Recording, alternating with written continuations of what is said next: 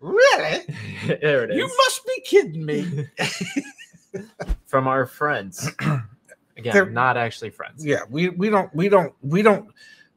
know anybody at NADA on a first name basis, or even a last name basis. They do. They actually, I'm not even going to make that joke because that would be inappropriate. NADA. Okay. Yes.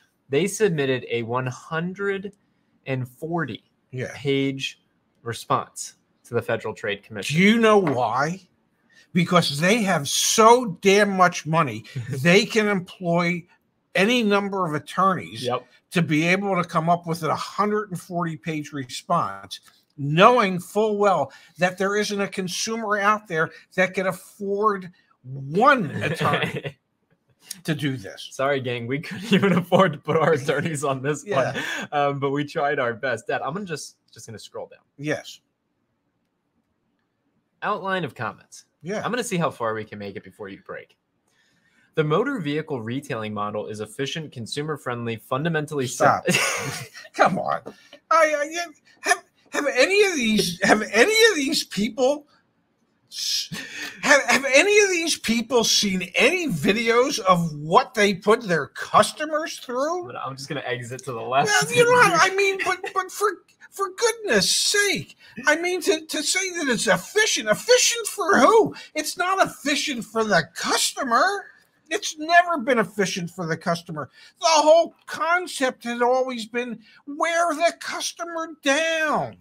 Keep them there. I can't tell you how many times I had people come in after they had spent hours at another dealership where they said, well, they wouldn't let me leave. Okay. Every time I tried to get up and leave, they'd bring somebody else over and they go, well, what if we did this? What if we did that? I mean, the whole concept has been to wear people down, to just grate on them for as long as it takes for the customer to finally break. I worked at a Mazda Volkswagen dealership in Mesa, Arizona. The first day I worked there, okay, we opened at 8. We closed at 8.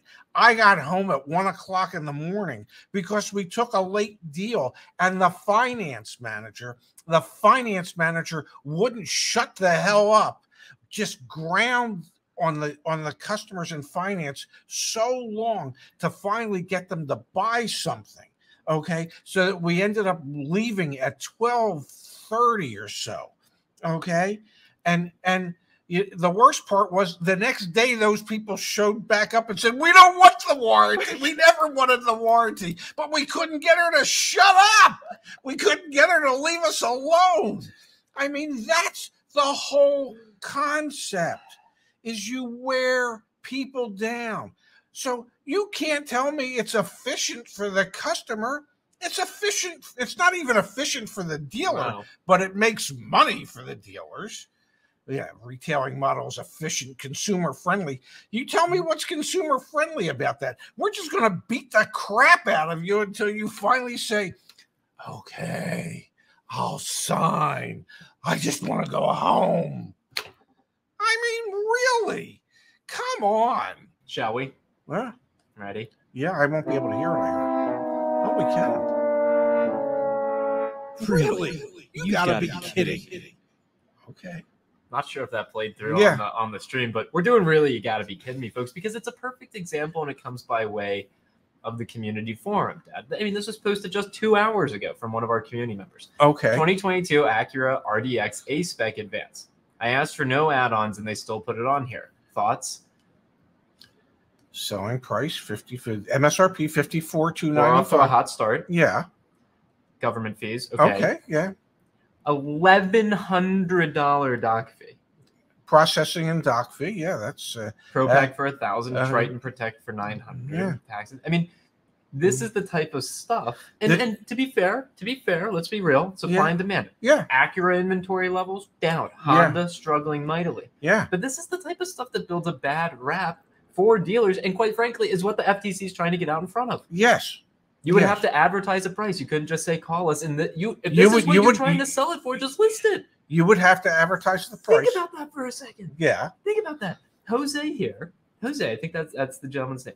Yeah, Jose. Yeah. And Space has given him great coaching. Yeah. If they won't budge, thank them for their time and go to another dealer. It's the only way we can pressure these dealers to change their pricing policies. There are good dealers out there willing to make a fair deal on an RDX, even in this market. But think about this for a second. The argument from the dealership is that it takes too much time to introduce more paperwork, right? Yeah. Do you think Jose is spending more or less time getting more out-the-door price quotes or being dragged into a dealership because they won't even give him an out-the-door price quote until he comes in to do his price shopping, to compare price for the same product? Of course he's spending more time than it would take to fill out a few forms. If they all advertise their actual price, more power to that dealership. If they want to pack, with $1,000, $2,000 in product, just advertise it that way. Freaking advertise it. Yeah. Come on, the argument that the forms take more time than Jose has to get. And the argument that the dealers are just, we're being fair. Fair is you give the person the option of buying those packages, not forcing them to buy those packages, not saying to them, the only way we'll sell you this vehicle is if you buy these packages on top of everything else. That's where dealers get a bad reputation. And Pops, James reminded us, and the payment packing. Oh yeah. Wait, let's pull it back up. I totally glanced over the payment packing. Let's pull this back up. Give me 1 second here.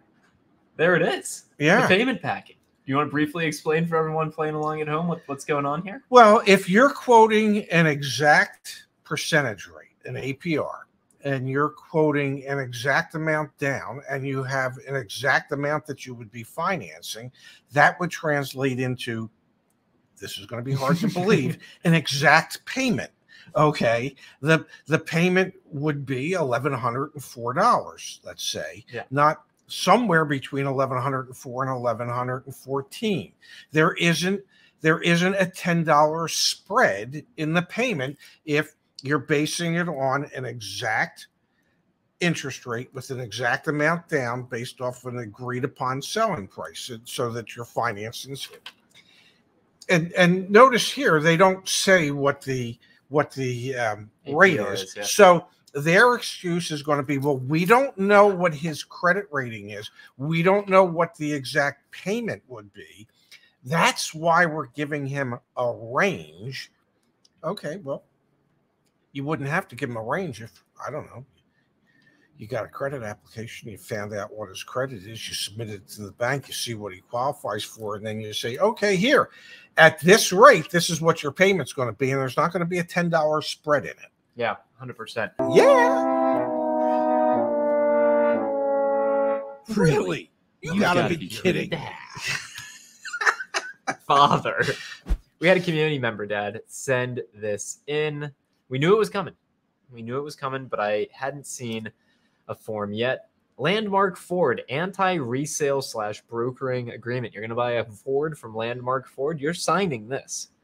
Or you're not buying the Ford. Or you're not buying the Ford. Yes. Ford Motor Company has a very clear policy regarding new vehicle brokering, reselling, and unapproved exporting, and violations can be severely penalized. Selling vehicles to customers who broker, resell, or export vehicles compromises the integrity of our distribution system. Sure does.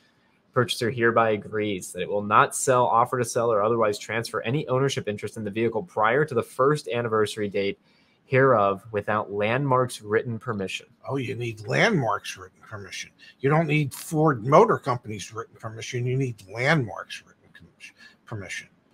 Okay, well, that would be enough to get me not to buy a car at Landmark. Right there, that line right there.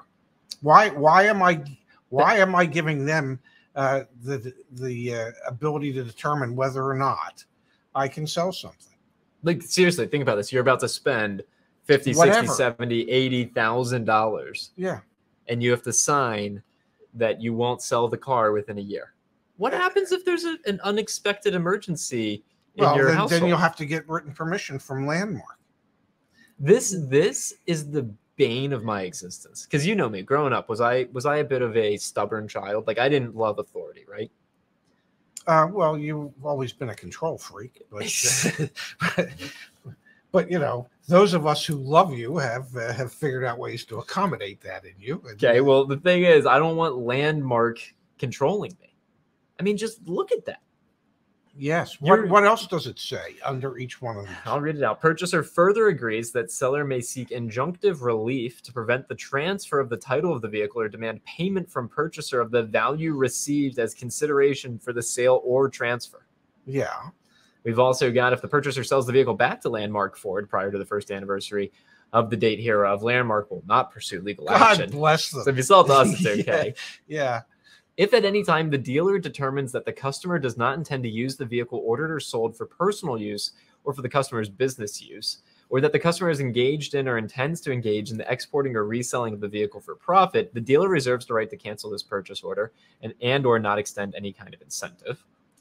Ford retail and fleet incentives are intended to be used by retail and fleet customers as identified in the purchase agreement. It is agreed that the customer represents that they're the end user, will register the vehicle in the state with their state motor vehicle department, and are not purchasing the vehicle with the intent to resell/export the vehicle. If there are any misrepresentations on behalf of the customer, the dealer has the right to seek repayment from the customer of any Ford incentives that are paid. By signing below, you acknowledge that you have read and understood the acknowledgement and have been fully informed in connection with the purchase of the vehicle listed below. Okay. So my question would be, where's the next nearest Ford dealer to Landmark? Ford's doing this though, I think, across the board, Dad. They've even, remember, if I'm not mistaken, they said in some states we don't know the legality of it, but work with your counsel to figure it out. I mean, this is the so you have it as a consumer, you have a determination to make.